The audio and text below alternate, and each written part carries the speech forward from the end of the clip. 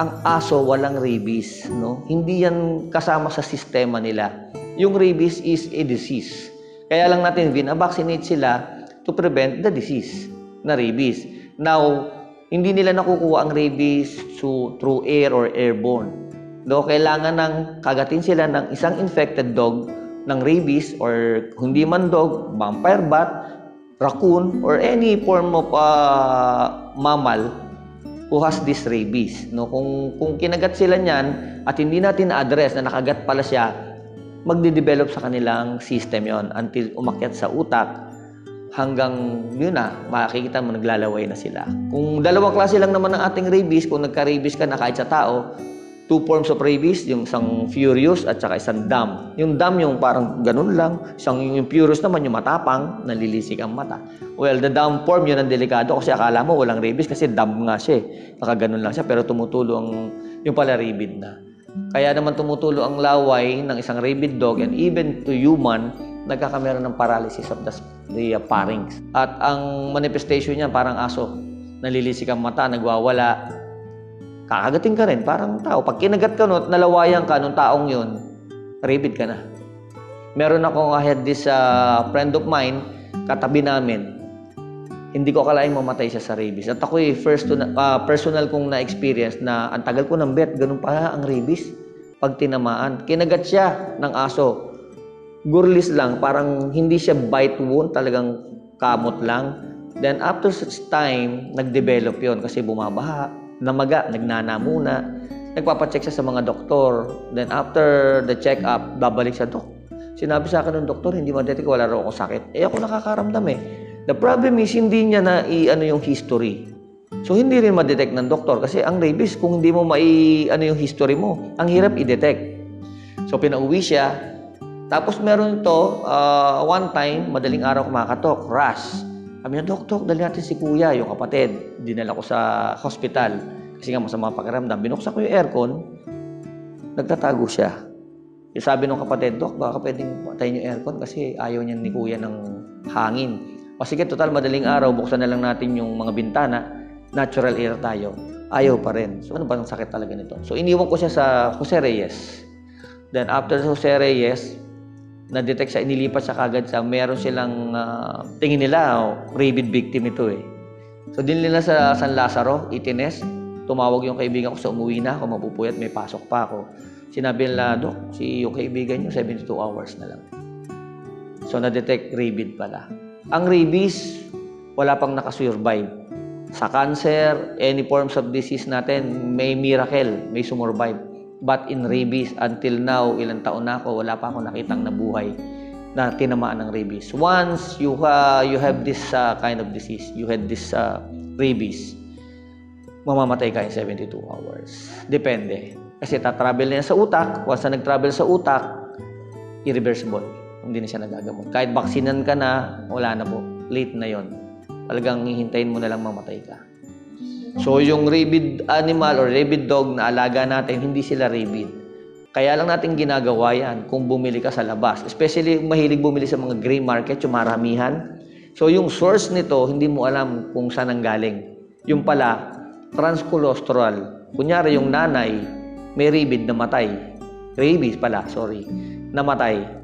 Pero nakadede pa yung mga anak in the form of milk. Yung milk na yun, pwedeng mag-carry ng rabies papunta sa anak. Kaya, meron tayong kasabihan, yung notion ng mga matatanda na Pilipino, pagtuta, malakas ang kamandag. Tama. Kasi nangyari yan sa Fernando Po Sr., tatay ni Fernando Po Jr., namatay yon sa kagat ng tuta. Kaya, doon na nagsimula yung pag sinabi ng mga matatanda na pagtuta, malakas ang rabies. No, pareho lang ang rabies. Depende sa site of wound. Kung mas malapit sa utak, mas mabilis ang travel papuntang utak. Okay, so yung kumagat kay Senior, Fernando po, nagkataon na nakadede pa sa nanay. Kaya yung mga anak, nagkameron na ng rabies na hawa. Transcolostral. But other than that, hindi yan nakukuha sa maduming pagkain, amoy-amoy.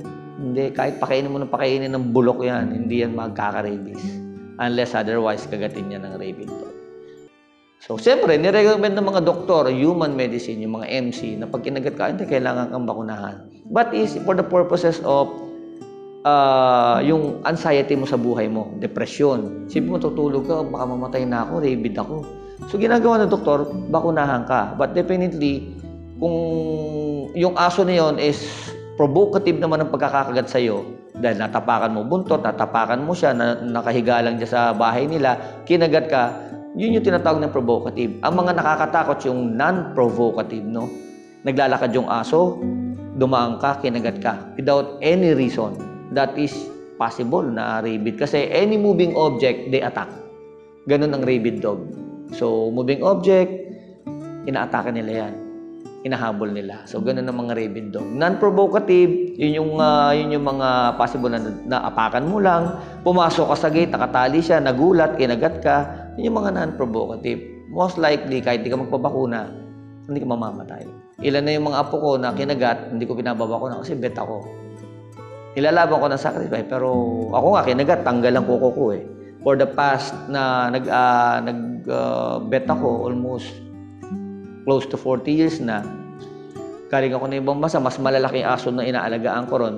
Pagbalik ko dito, akalain mo nakakagat lang sa akin, askal.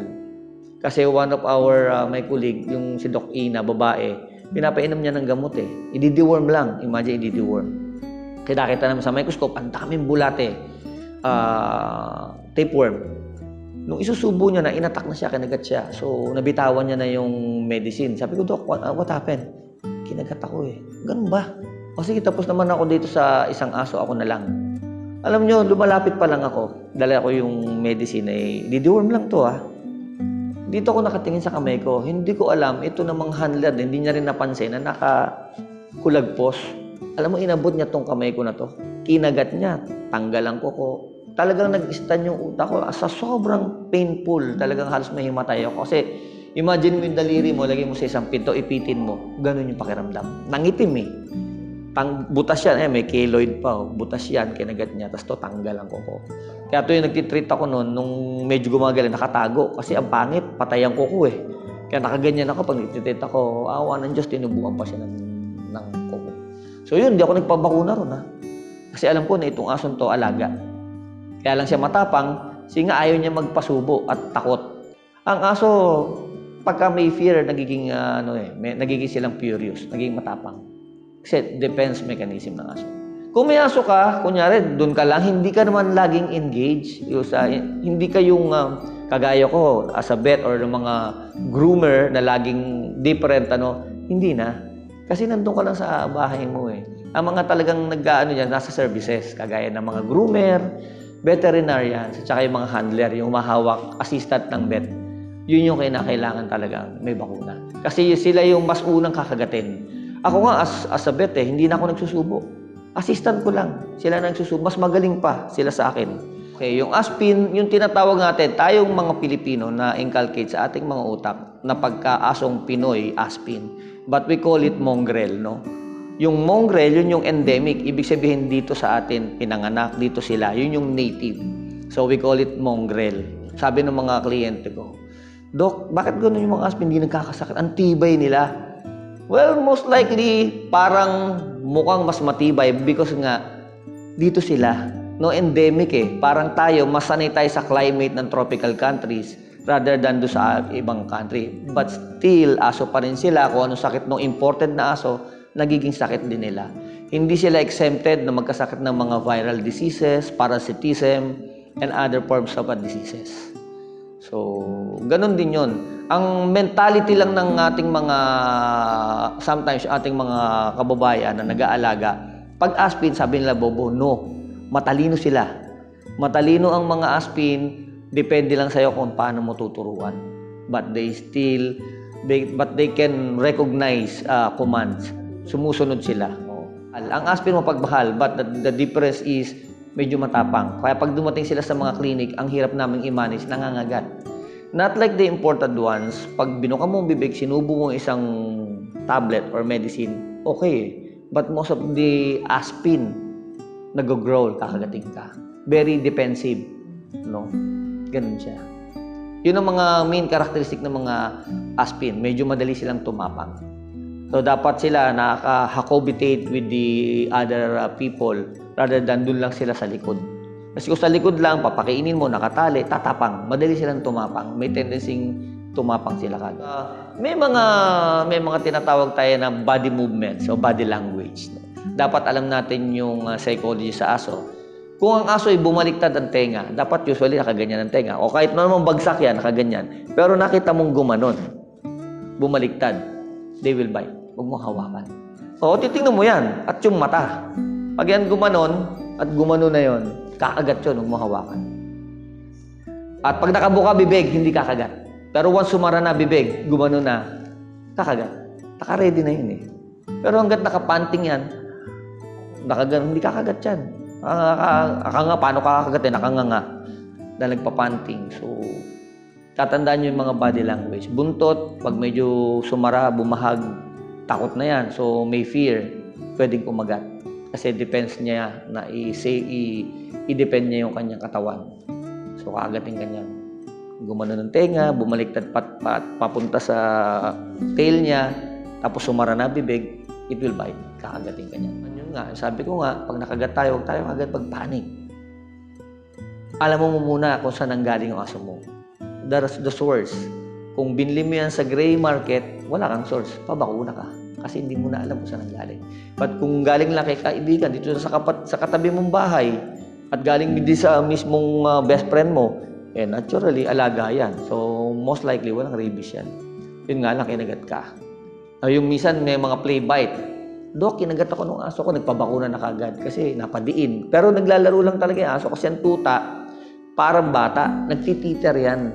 So, gusto nila pumurol yung ngipin, makati yan eh. Kaya nagbibigay tayo ng mga chew bone or any chewable material na hindi pwedeng nagtatanggal-tanggal kasi macho-choke yan. No? Yung masyado maliliit, yung tamang-tama lang na malaki sa kanya na hindi niya malululod. Parang bata rin. Ganun ang isang tuta. Otherwise, pag nalulod na yan, choke, patay yung alaga mong bagong bili. So, dapat very selective tayo sa mga chew materials. Hindi minsan reliable yung mga owners na, Madam, mabait ba yan? Hindi pa nangangat yan. Nung bago-bago ako nagpa-practice, pinaniwalaan ko, alam mo ba? Di hinawakan ko, kinagat ako. Sabi ko, mabait pala talaga, madam, no? Kinagat ako eh. Sabi niya, di nga, Dok, pagagamot na kita. Di, okay lang po. So, hindi reliable yon na kahit na kung araw-araw ganon, kasi sa tagal ko na, pag bagito ka, naniniwala ka sa owner. Mabait yun, Dok, di nangangagat. Hinawakan mo agad. Sometimes, they become protective do sa owner. Nasabi niyang mabait kasi nga sa kanila. Nung hawak niya na, hinawakan mo, protective mechanism, yun yung tinatawag. There are around 18 drives meron ng aso. Subordinate drive, prey drive, yung mga ganon. So, flight drive, fight drive. Kung magtuturo ka, ang dapat na unang-unang meron ng aso, yung prey, as in prey, no? Prey drive. Kasi doon mo yung bola. As negative reward. Diba? Yung nagtuturo sila, bola binibigay. Ang tawag natin doon, negative reward. Yung nakikita nyo naman na binibigyan ng pagkain para sumunod, that's what we call the positive reward. Para mahalin sila, yung tender loving care na sabi nga nila, simple lang, bigyan mo ng good nutrition, tamang pagpapakain. Remember, ang pagpapakain natin ng aso, nasanay kasi tayong Pilipino, 3 beses tayo kumakain. Di ba? Agahan, tanghalian, hapunan. But when they reach the adulthood, it requires only 1 feeding. But in the same amount. Kung 3 beses mo siya pinakakain ng bata, pwede mong yung 3 yun, pagsamasahin mo in 1 feeding. But I would recommend na ang feeding mo is during the night time. Kasi mas active sila during the night time.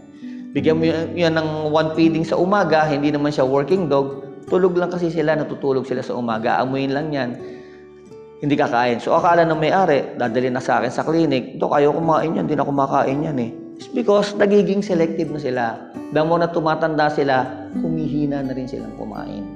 Tuwing gabi na lang. Kaya nga sabi ko nga sa kanila, pag ako may kliyente, mapapansin nyo, yung mga aso nyo, pagka adult na, humihina na kumain. Pero dahil minsan hindi may iwasan, sabi nung, Dok, sanay na kawawa naman, magkakameron ng stress.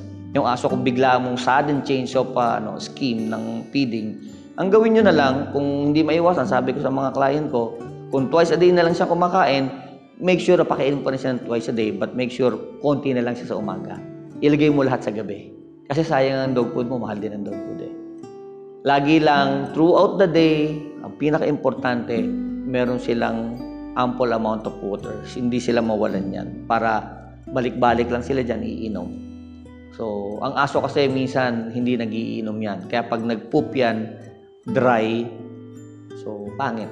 Ang tips ko do sa mga gustong mag-alaga at bago pa lang mag-aalaga, una, mas maganda tayong pumunta sa mga shelter house, no? Yung mga may mga advocacy na pet advocacy, especially dog and cats. Pwede niyo tingnan niya sa mga website nilang inilalagay para ma-unclog naman yung inaalagaan nila. Kaya mas maganda mag-adapt tayo, lalo na yung mga nasa adoption kasi, yung mga nasa shelter house like the PAWS, the SPCA, yung Philippine Society for the Prevention of Cruelty to Animals. I think meron sila doon na nagpapa-adapt sila kasi galing ako doon.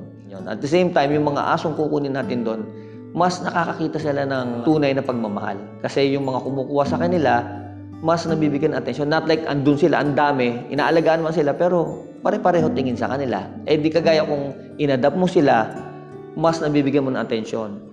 Mabibigyan mo ng tamang pagkain, tamang nutrition, vitamins, and everything. Grooming, most especially.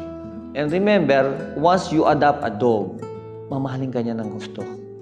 Mas best friend. Na ang aso, pag minahal mo, susuklihan ka ng sobrang pagmamahal. But the only problem, pagka ginawa mo yung maltrato sa isang aso, nagkakameron sila ng fear. No? Nire-rehabilitate din natin yan. Dalawang klase lang ang aso. So, tinatawag nating hard dog and soft dog.